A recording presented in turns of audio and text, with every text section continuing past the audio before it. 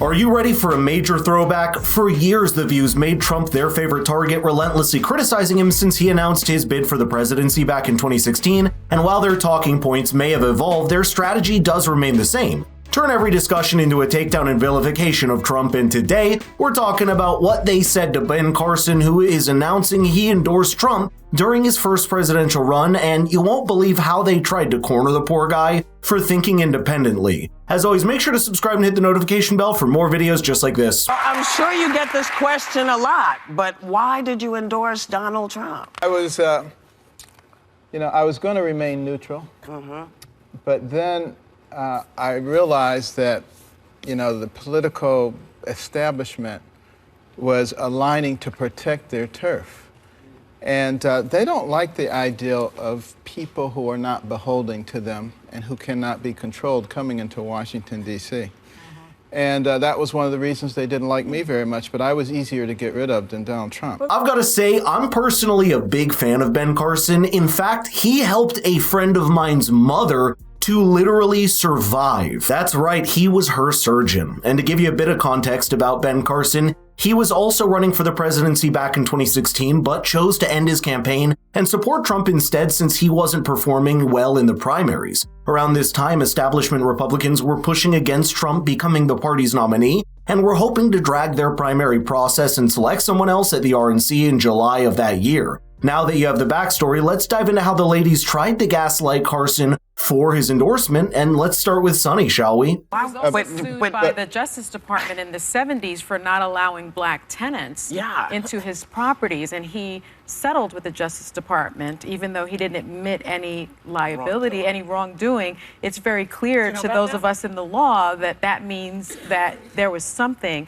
amiss, and it was a significant consent decree. So the notion that he is a fan of the African-American community, I think is Well, I will put it this way. I have met a lot of his employees, including African-Americans, and they have nothing but good things to say. Somebody who's hired as many people as he has hired, and you can find very few people who have anything negative to say. Well, what about then you have to look at his family. I always say one of the ways that you measure a person is looking at their children.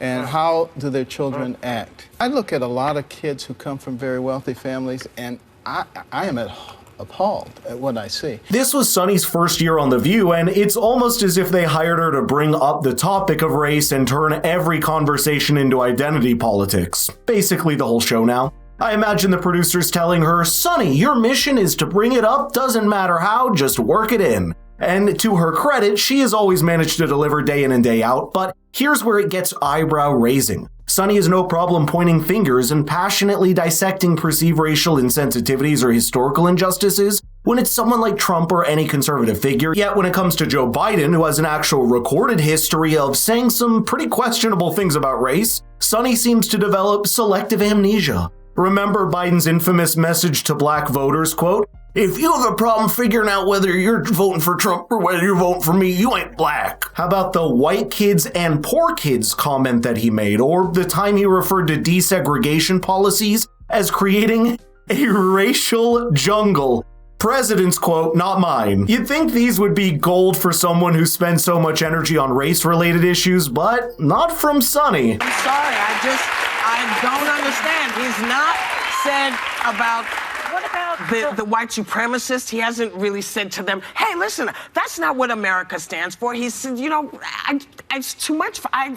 You're Ben Carson. You're so much better than this. Well, I am Ben Carson.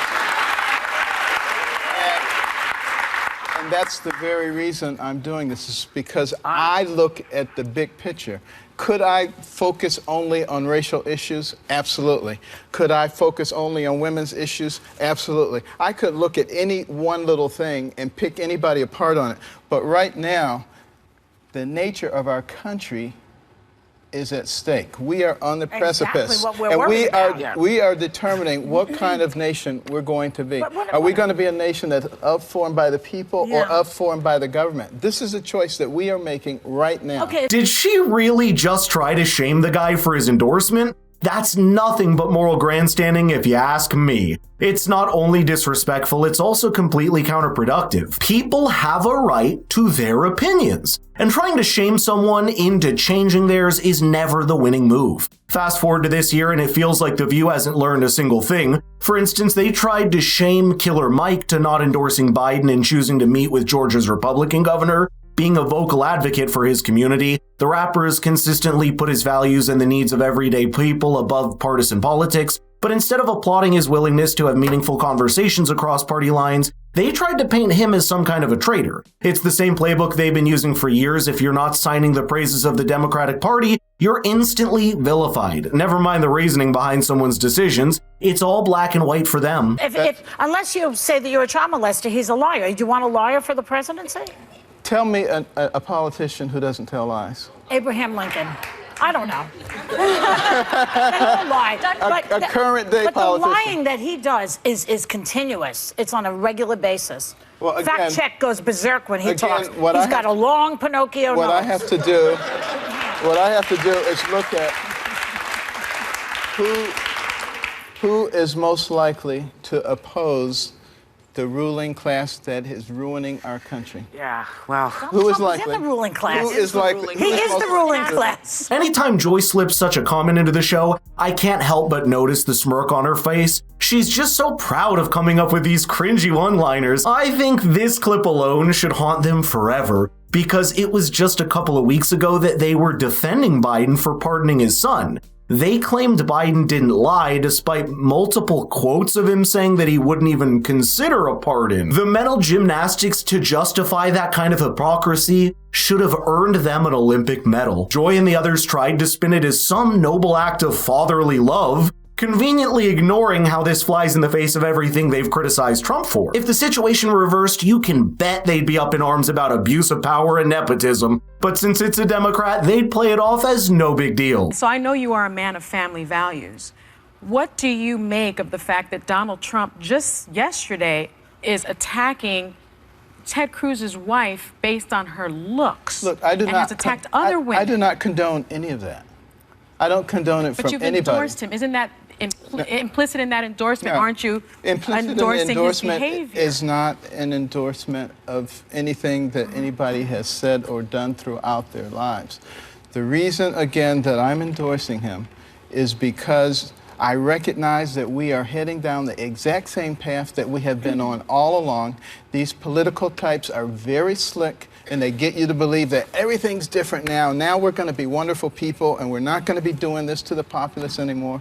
And that is absolutely not true. This guilt by association rhetoric is a scare tactic designed to limit independent thought, and is one that the left has decided to apply on a much bigger scale as the years progressed. First, it was guilt-tripping individuals to not associating with Trump. Now it has evolved into, if you vote for him, you're just like him, or you endorse everything he's ever done. They assume that voters are blindly loyal to a person rather than the issues that they care about. The past election showed that most people who vote for him are doing so because they're tired of the status quo, not because they're signing off on every aspect of his personal history. But I'd love to know your thoughts here, so let's get the conversation rolling in the comments down below. And by the way, if you want your friends to be as informed as you, please share the video with them. Thank you for watching, and I'll see you in the next one.